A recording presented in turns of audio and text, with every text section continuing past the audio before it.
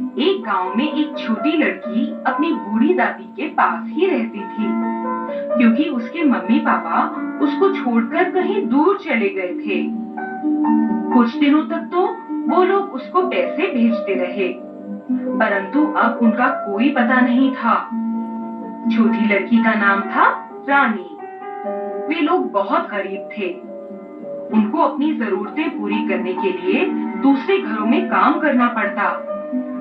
एक दिन रानी अपनी दादी के पास लेटी थी, तभी उसके कानों में आवाज पड़ी, खिलौने ले लो, कपड़े ले लो, पुराने टूटे फूटे सामान के बदले नई नई चीजें खरीदो। लड़की भागती हुई बाहर गई। उसने देखा कि एक ठेले पर ढेरों खिलौने लगे थे। छोटे छोटे ब्रेसलेट, नेकलेस और भी बहुत सारा सामान था। वह दौड़कर दादी के पास आई और उनको खींचकर ले गई। दादी के पास तो पैसे भी नहीं थे।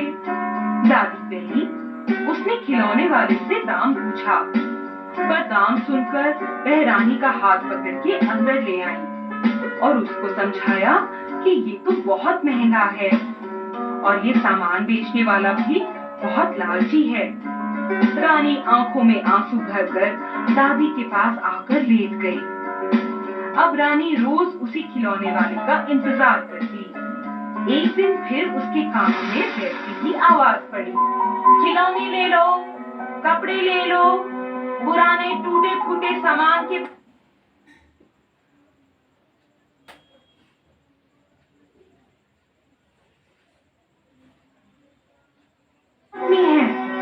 वो दादी को बुला कर लाई। दादी ने फिर उस आदमी से मोल भाव किया, लेकिन कोई भी उन्हें मुफ्त में सामान नहीं दे सकता था और वो चला गया। रानी फिर उदास हो गई।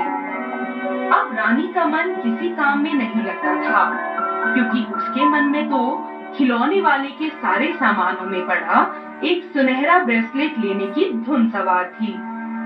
दादी अपने घर का सब काम निपटा रही थी, तभी उनकी नजर कोने में पड़ी एक तश्तरी पर पड़ी, जो बिल्कुल काली और मैली कुचैली पड़ी हुई थी। उसने सोचा, क्यों ना इस तश्तरी को बेचकर रानी के लिए ब्रेसलेट खरीद दूं। अब की बार जब खिलौने वाला आया और उनकी आवाज रानी और उसकी दादी के कान में पड़ी, तो वो दोनों बाहर की तरफ दौड़ी। खिलौने वाले को तश्तरी दिखाई।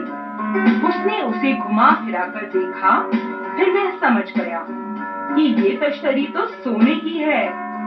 लेकिन उसके मन में चालाकी और लालच आ गया। उसने कहा, इसके बदले तो मैं सिर्फ एक खिलौना ही दे सकता हूँ। रानी को तो ब्रेसलेट चाहिए था। उसने कहा, नहीं, मुझे खिलौना नहीं चाहिए। अब 5-6 दिनों के बाद दूसरा खिलौने वाला आया। उसको जब रानी और उसकी दादी ने प्लेट दिखाई, तो वह बहुत खुश हुआ और उसने वह तश्तरी देकर उसको वह सुनहरा ब्रेसलेट दे दिया और भी बहुत सारा सामान दिया और वहां से चला गया। उसने बाजार में जाकर पता किया, तो उसे मालूम हुआ कि ये तश्तरी तो बहुत कीमती है। उसको बेचकर उसे बहुत सारा धन मिला, जिससे उसने अपनी एक दुकान खरीद ली और अच्छा व्यापारी बन गया। उधर पहला खिलौने वाला जब रानी के दरवाजे पर आवाजें लगाने लगा, तो रानी ने उसको बताया कि उसने तो ब्रेसलेट खरीद लिया और भी बहुत सारा सामान खरीदा।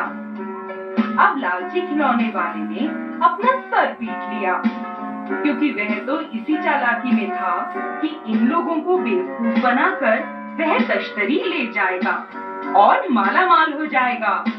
लेकिन अब बेवकूफ बनने की उसकी बारी थी।